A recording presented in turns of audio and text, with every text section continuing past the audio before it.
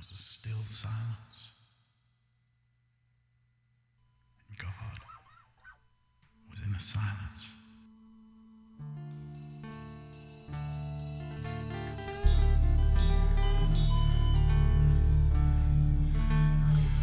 A still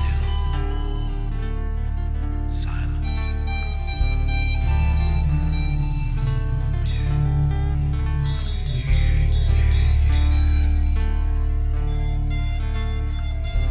GPGG Elijah the Tishbite EP. Elijah the Tishbite from Tishbite is a prophet from the Bible.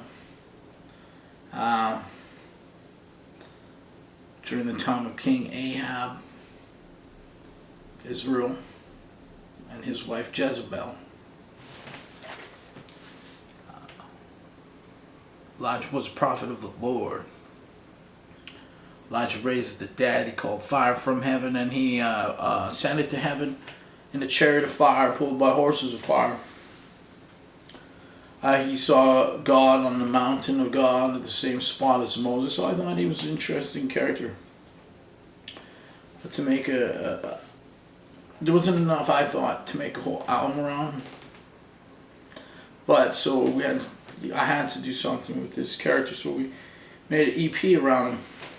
Elijah the Tishbite from Tishbite.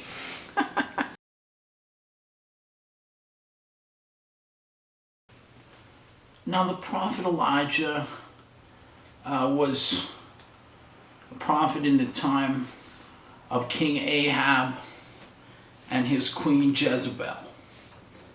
Now Ahab was evil in God's sight because he established the worship of Baal,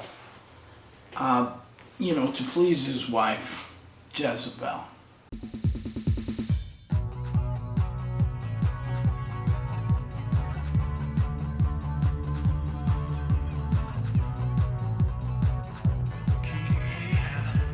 The EP starts off with a song called The Drought, because Elijah said to Ahab that there would be a drought until he said that there wouldn't be any longer, and then he ran away and hid. Now the drought ends when Elijah calls to meet Ahab, and then they go to Mount Carmel and they have an offering. Ahab gathers all the prophets of Baal, and Elijah stands as a prophet of the Lord, and the God that answers with fire is God. And the prophets of Baal called on Baal, and Baal couldn't do anything at all. And then the prophets of Baal is really about that. And then Elijah, and this part of the drought, how the drought ends.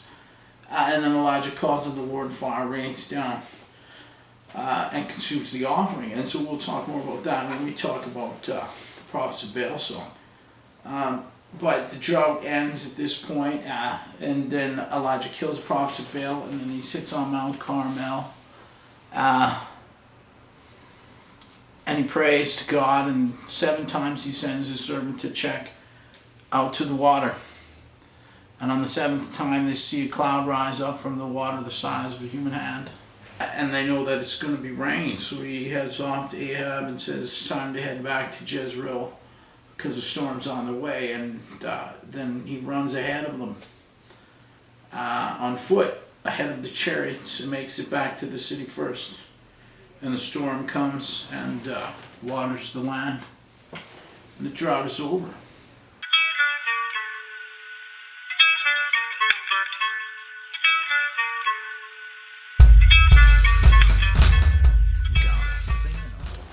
The second song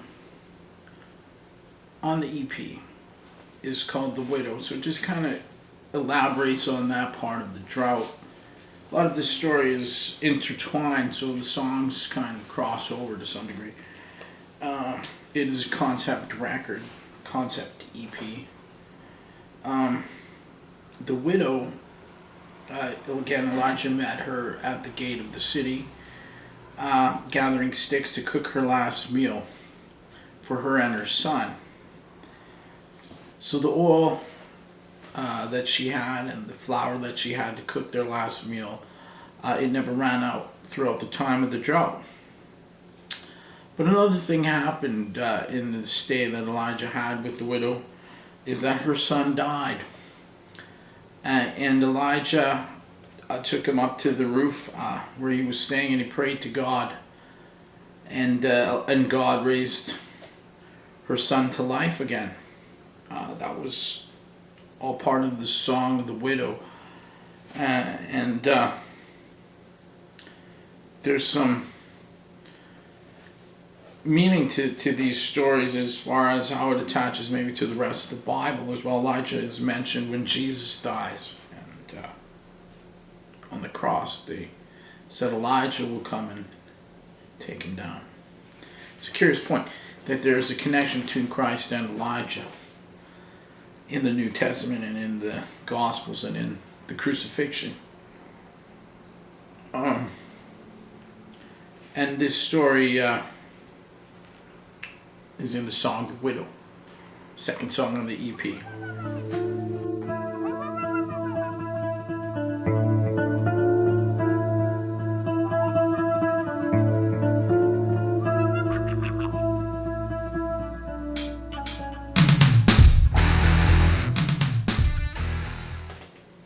The third song on the EP is called The Prophets of Baal.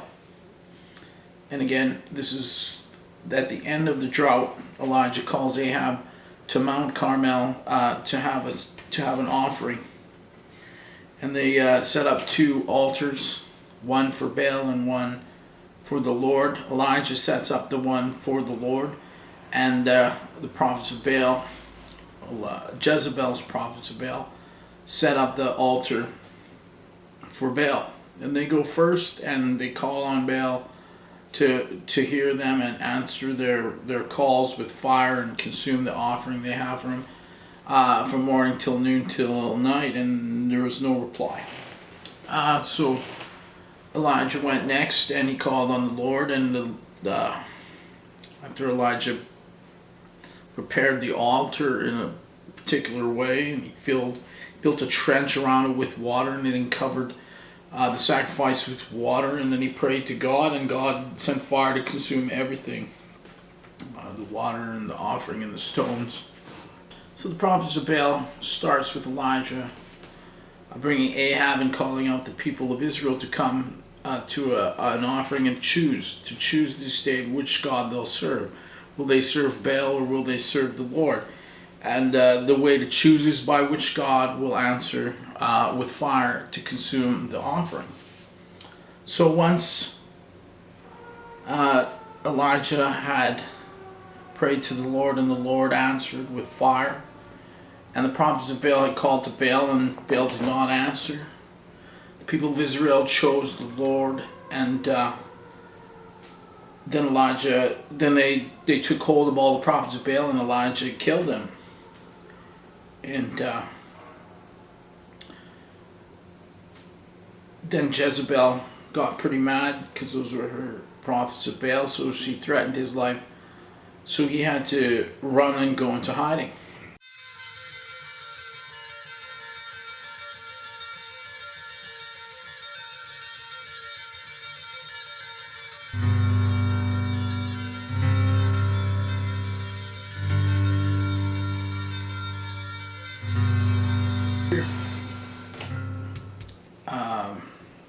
The sacrifice on Mount Carmel,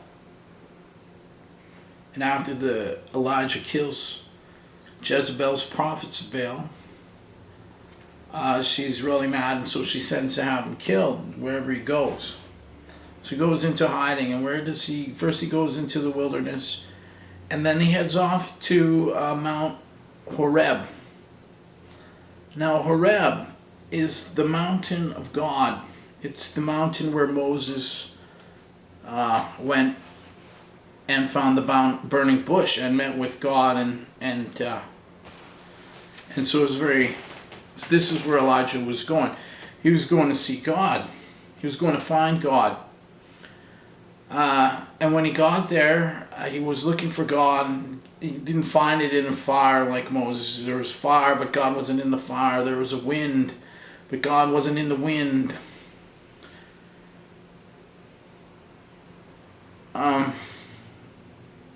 But he finds God in the still silence.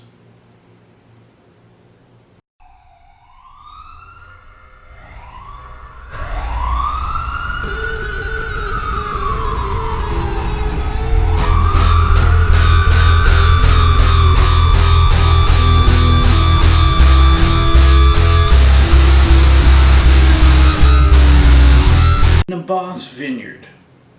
So, there's this guy Naboth. He has a vineyard. King Ahab wants his vineyard because it's close to his house, close to his palace. It's a good spot. But it's Naboth's ancestral inheritance. You know, this was pretty important to them. And he didn't want to give it up. You know, he didn't want to sell it, he didn't want to trade it, he didn't wanted to keep his land, his vineyard for himself. He didn't want to give it to no Ahab. This made Ahab real mad. So Ahab went home all upset, and when Jezebel found out why he was upset, she hatched a plan, you know, to kill Naboth and take his vineyard. So she called the leaders of his village, his town or whatever, and they came up with some scandalous bullshit charges or whatever, some scandalous things, and they accused him of whatever.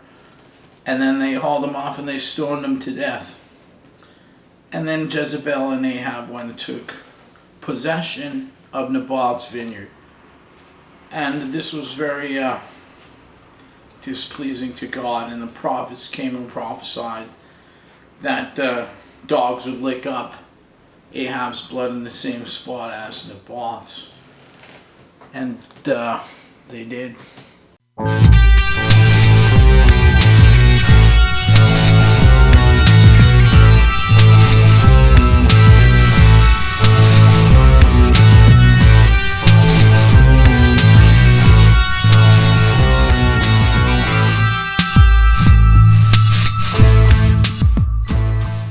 Jezebel. And it just kind of talks about the life of Ahab and Jezebel. No, Ahab was the king of Israel. And Jezebel was, you know, the daughter of a Sidonian. She was a Sidonian, so she was a foreigner. And she brought in this different type of religion. They worshipped a god called Baal. And they established a worship amongst the people for the god Baal. Now, Ahab died in war. He was in a battle with the king of Aram. And he was hit by a random arrow. He wasn't even dressed like a king. He hid who he was, I think, and he was just hit by a random arrow, and then he died in his chariot. And they washed his blood up out of the chariot in the same place where they had washed up the blood of Naboth. We'll talk about for another song. And dogs licked up his blood out of the pool of water. Dogs licked up Ahab's blood. Jezebel comes to her end, a little different than Ahab, but for the same types of reasons maybe. She is, there's a battle for power, and who's going to be king, and a guy named Jehu has raised up his warriors, and they're coming to take control. And they get to the palace, and they call up to the guards protecting her to join their side and join him and throw her out the window. Those guards take his side and they throw her out the window, and she dies. And they just kind of leave her on the ground there, and they go and they eat and they drink, and then they go, well, we better go clean up the mess and put it away, bury her or whatever. But when they get out there to take care of that, they find that all that's left of her is her skull and the palms of her hands and her feet. And dogs have eaten all the rest. And that's the end of Jezebel. And her god was Baal.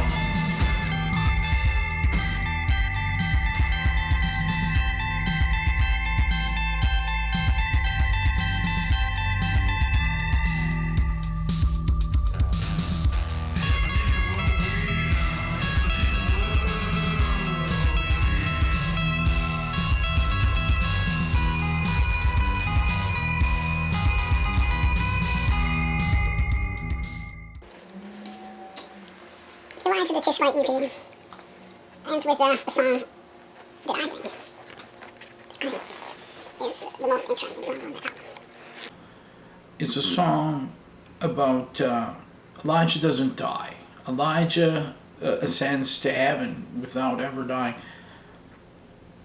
Again, this is why Elijah is mentioned when Jesus is on the cross and dies. Maybe Elijah will come and take him down. Elijah doesn't die. Now, Elijah was, the day that Elijah was to go, he had Elisha with him, who was someone he went and got to replace him as a prophet.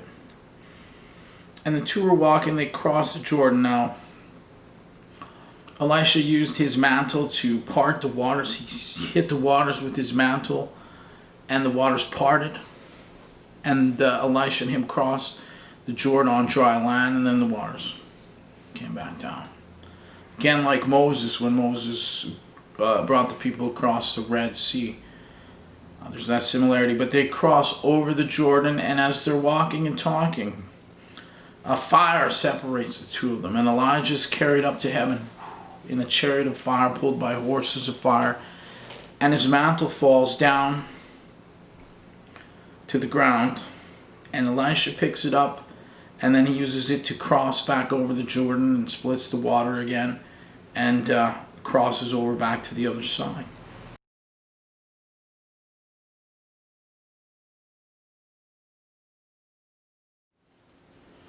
GPGG